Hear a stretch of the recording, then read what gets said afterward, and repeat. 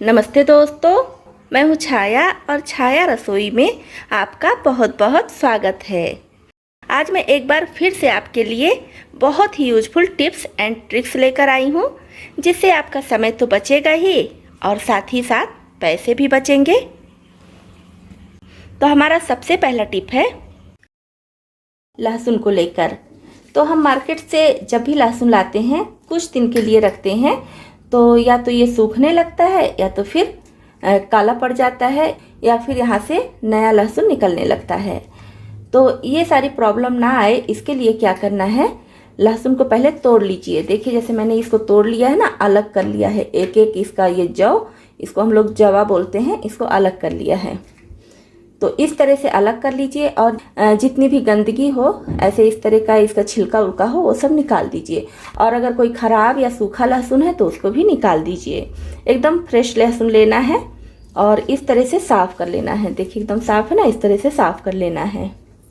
अब लेंगे ziplock polythene. तो इसमें मैंने लहसुन करके रखा था और इसका लहसुन ख़त्म हो चुका है, तो फिर से मैं इसी में स्टोर कर रही हूँ। तो सारे लहसुन को इसमें रख लेंगे। और अगर आप जिपलॉक पॉलीथीन नहीं लेना चाहते हैं तो अभी मैं आगे बता रही हूँ कि क्या करना है। तो ये देखिए सारे लहसुन को इसमें रखने के बाद इसका एयर निकालते हुए अच्छे से लॉक कर दीजिए। और अब इसको हम स्टोर करके रखेंगे फ्रिज में। फ्रीजर में नहीं रखना है, फ्रिज में रखना है। इसको फ्रिज में रखेंगे तो साल भर रखे रहेंगे, तो ये ख़राब नहीं होगा। अब अगर आपके पास जिपलॉक पॉलीथीन नहीं है इस तरह का, तो फिर नॉर्मल पॉलीथीन जो आता है उसमें रख के नॉट लगा दीजिए और फिर इसको फ्रिज में रख दीजिए। और अगर आप पॉलीथीन में रखना ही नहीं चाहते हैं तो फिर आप कोई एयर टाइट डिब्बा लीजिए, जैसे जिसमें वो आता है ना, सोन पापड़ी आता है या बहुत सारे ऐसे बॉक्स आते हैं, खजूर का डिब्बा आता है, तो उस सब डिब्बे में आप इसको स्टोर करके रख सकते हैं। इस तरह से आप इस लहसुन को फ्रिज के एक कोने में रख दीजिए, तो स्टोर करके साल भर भी रखेंगे तो भी नहीं खराब होगा।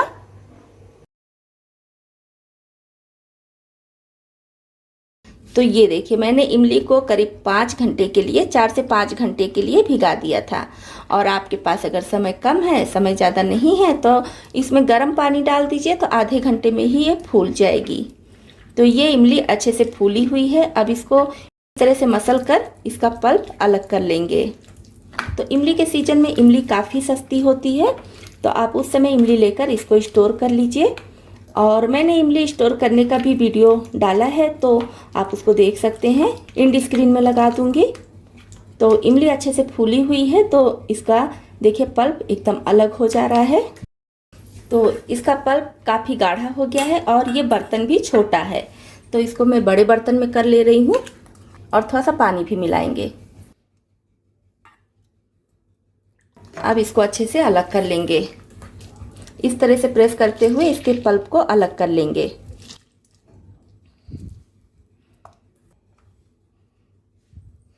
तो ये देखिए इसका जो वेस्ट भाग है इसको मैंने निकाल लिया है। इसमें भी इमली है, तो अभी मैं इसको रख दूंगी और मुझे सांभर बनाना है तो उसमें इसके पल्प का यूज कर लूँगी, तो इसको नहीं निकाल रही हूँ।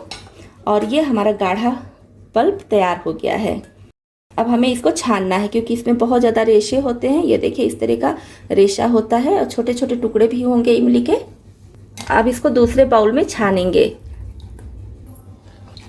तो इस तरह से इसको छान लेंगे, इसका पल्प निकल जाएगा।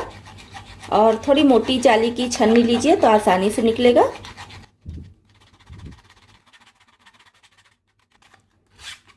तो ये देखिए ये इसका वेस्ट भाग है, इसको हटा देंगे। और ये देखिए बढ़िया गाढ़ा पल्प तैयार हो गया है। अब क्या करेंगे, जिसमें हम आइस क्यूब जमाते हैं ना, आइस ट्रे, इसको लेंगे और ये पल्प इसमें डाल देंगे। तो अभी ये पल्प ज़्यादा बचा है, तो एक आइस ट्रे मैं और ले रही हूँ, इसमें भी डाल दूंगी। तो बस अब इसको हम फ्रीजर में रखेंगे। फ्रिज में नहीं रखना है, फ्रीजर में रखना है, जिससे अच्छी तरह से जम जाए। बहुत अच्छे से ये सेट हो गया है। अब इसका क्यूब निकाल कर आपको दिखा रही हूँ। जैसे हम आइस क्यूब निकालते हैं ना, उसी तरह से इसको भी निकालेंगे। तो ये देखिए बहुत अच्छे से ये जम चुका है। तो इसको आप चाहे तो किसी जिपलॉक पॉलीथीन में स्टोर करके रखें और चाहे तो कोई कंटेनर ले लीजिए। निकालने में दिक्कत हो रही थी, इसलिए कुछ देर के लिए, कुछ सेकंड के लिए मैंने इसको इधर से थोड़ा सा पानी डाल दिया है। तो इस तरह से आइस क्यूब निकल गया है। तो जितना इस कंटेनर में आ जाएगा मैं उतना इसमें रख दूंगी और बाकी का जिपलॉक पॉलीथीन में रख लूँगी। तो इस तरह से इसको स्टोर करके हमें फ्रीजर में रखना है, फ्रिज में नहीं रखना है। फ्रीजर में स्टोर करके रखेंगे तो 5 से 6 महीने तक इसको स्टोर कर सकते हैं। तो बहुत ही आसान ट्रिक है ये, इसको आप ज़रूर अपनाएं। जब भी आपको इमली की ज़रूरत हो तो 1 क्यूब या 2 क्यूब जितनी की ज़रूरत हो उतना डालें और फटाफट अपनी रेसिपी बनाकर तैयार कर लें। इसके लिए आपको बार बार ना तो इमली भिगाने की ज़रूरत पड़ेगी और ना ही छानने या फिर मसलने की ज़रूरत पड़ेगी। तो बहुत यूजफुल टिप है, इसको आप ज़रूर अपनाएं। अब अगला टिप हमारा है इस तरह के खाली मिठाई के डिब्बे को लेकर। इसमें गुलाब जामुन, रसगुल्ला ये सब आता है, तो इसको लेकर तो इसको जब हम निकालते हैं तो साइड से इसको अच्छे से, इसका ये जो लगा रहता है, सील किया रहता है, इसको निकाल देंगे। इस तरह से आसानी से ये निकल जाता है। तो इसको भी हम यूज में ला सकते हैं। अब हम इस तरह का चम्मच, कांटा, छुरी कांटा जो भी रखते हैं, फॉर्क वर्क सब ऐसे रखते हैं। तो इसको यूज करने में हमें थोड़ी सी हिचक होती है कि कहीं मक्खी मच्छर तो नहीं छू लिए हैं। डायरेक्ट चम्मच निकाल कर ऐसे यूज करने में थोड़ा सा डर लगता है कि कोई कीड़ा या फिर मक्खी मच्छर या फिर कोई भी कीड़े इसको टच तो नहीं कर लिए हैं। तो इसको फिर धुलना पड़ता है या तो फिर पोंछना पड़ता है। तो इससे बचने के लिए क्या कीजिए, ये जो कंटेनर हम साफ़ करके रखे हैं, ऐसे इसको ढक कर रखिए। तो इस तरह से हम इसको ढक कर रखेंगे तो देखिए ऊपर से भी कीड़े मक्खी मच्छर कुछ नहीं जाएंगे और यहाँ छेद है, इससे भी नहीं जाएंगे और इसमें से एयर भी निकलता रहेगा। ये देखिए इतना गैप है। तो आप इस तरह से फॉर्क, स्पून सब रखिए तो आपको बिल्कुल दिक्कत नहीं होगी। जब भी आपको ज़रूरत लगे, किसी भी स्पून की ज़रूरत हो, निकालिए, यूज कीजिए और फिर से इसी तरह से सेट करके रख दीजिए। तो ये किचन हैक बहुत काम का है, बहुत यूजफुल है, इसको आप ज़रूर अपनाइए। अब चलते हैं नेक्स्ट टिप की तरफ। अब अगला टिप है हमारा इस तरह के शैम्पू के खाली पाउच को लेकर। तो इसमें से जितना शैम्पू निकल सकता था मैंने अच्छे से निकाल लिया है। अब ये बिल्कुल खाली हो चुका है। तो मैंने यहाँ पर 2 खाली पाउच लिया है शैम्पू का। तो इसको मैंने 3 साइड से कट कर लिया है। तो इसमें देखिए कितना शैम्पू होगा, ये हमें ऐसे नहीं दिखता है। कट करने पर देखिए कितना शैम्पू निकला और इसको भी इसी तरह से कट किया है मैंने। तो ये देखिए कितना शैम्पू है। तो आज हम इसका यूज करके बेकार शैम्पू जो हम पाउच में फेंक देते हैं, तो छोटी छोटी थोड़ी थोड़ी बचत करके हम बहुत बढ़िया दिवाली की सफाई कर सकते हैं। तो किसी बर्तन में थोड़ा सा पानी लेंगे। तो अब इसको अच्छे से इसमें निकाल लेंगे शैम्पू को। इस तरह से इस पाउच को खोलकर शैम्पू को निकाल लेंगे। तो मैं सिर्फ 2 पाउच ले रही हूँ, आप और भी ले लीजिए। जैसी सफाई आपको करनी है अभी आगे पता चल जाएगा कि हम इसका क्या करने वाले हैं, तो उसके हिसाब से आप शैम्पू का पाउच ले लीजिएगा। अब ये बेकार हो गया, इसको हम फेंक देंगे। अब हम लेंगे कोई भी स्पॉन्ज। तो यहाँ पर मैंने ये स्पॉन्ज वाला स्क्रबर लिया है। ये देखिए एकदम स्पॉन्ज है, सॉफ्ट है। तो इसको इसमें डाल देंगे और इसमें देखिए कितना सारा झाग निकल आया है। बेकार शैम्पू के पाउच से इतना बढ़िया झाग निकला है। तो हल्का सा इसको ऐसे निचोड़ देंगे जिससे इसका पानी चूहे नहीं। अब क्या करना है, हमें जितनी भी खिड़कियां दरवाजे घर में हैं इसे साफ करेंगे। तो ये देखिए ये मेरे घर का मेन दरवाजा है। तो ये बहुत जल्दी गंदा हो जाता है और काफ़ी गंदा हो जाता है। तो इससे इसको साफ करेंगे।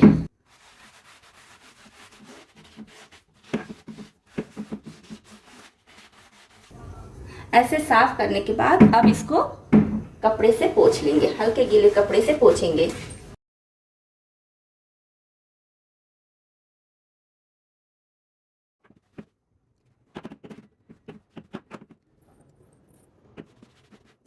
तो दोनों पार्ट में अंतर देखिए, ये वाला मैंने साफ किया है और उधर का उसी तरह से है। और इसमें हम शैम्पू मिलाए हैं जिसकी वजह से कोई भी दाग धब्बे हैं किसी भी तरह के तो वो भी साफ हो जाएंगे। और लकड़ी के दरवाजे की या लोहे का दरवाजा है तो उसकी जो शाइनिंग होती है, पेंट लगा होता है, वो भी नहीं जाएगा। दरवाजे की चमक भी अच्छे से बनी रहेगी। तो बहुत ही यूजफुल टिप है, इस दिवाली के समय आप इसको ज़रूर अपनाएं। अब हमारा अगला टिप है इस तरह के पर्दों को लेकर। तो ये पर्दे जब हम मशीन में डालते हैं, जैसे कि जिसमें ये बटन लगा है या कोई भी शो का चीज़ लगा है, तो इसको मशीन में डालने से क्या होता है कि मशीन में ये बटन टूटकर गिर जाता है। तो इसके लिए हम इसको हाथ से साफ़ करते हैं। तो ऐसा क्या करना है कि ये पर्दा मशीन में अच्छे से साफ़ हो जाए और इसका बटन भी ना टूटे। तो सारे पर्दों को आप इस तरह से मतलब सारे इसकी जितनी भी पट्टी है सबको एक साथ इकट्ठा कर लीजिए। और उसके बाद इस तरह की कोई डोरी लीजिए या फिर रस्सी, कुछ भी लीजिए जिससे इसको बांधना है। तो ये डोरी काफ़ी बड़ी है तो मैं इसको छोटा कर ले रही हूँ, डबल कर ली हूँ तो छोटा हो गया है। अब इसको इसमें बांध देना है, इस तरह से ऐसे टाइट करके बांध देंगे। ये देखिए,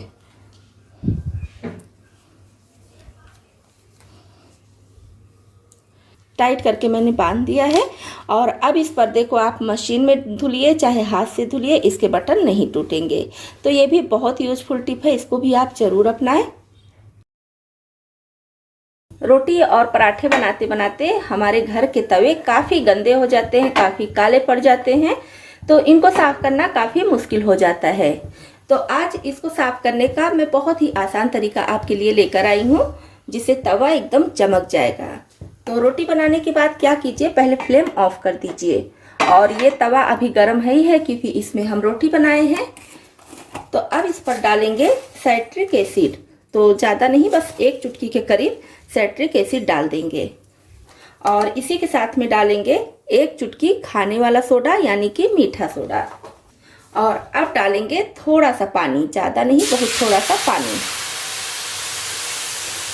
और अब इसको साफ़ करने के लिए जो चीज़ हम लेंगे उसको दीपावली के बाद हम अक्सर फेंक देते हैं। तो हम यहाँ पर लेंगे पुराना दिया। तो जब भी तो दीपावली के समय जो दिया हम जलाते हैं, मिट्टी का दिया, वो अक्सर दिया जलाने के बाद फेंक देते हैं। तो आज इसी से बहुत बढ़िया इस तवे को हम साफ़ करेंगे। तो ये जला हुआ दिया है, इसको इस तरह से तवे पर ऐसे रगड़ेंगे और बहुत संभाल कर रगड़ना है क्योंकि तवा गर्म होता है। तो गर्म तवे पर इस तरह से रगड़ेंगे। तवा गर्म है ही है तो चाहे तो गैस से उतार कर फिर इसको इस तरह से साफ कीजिए।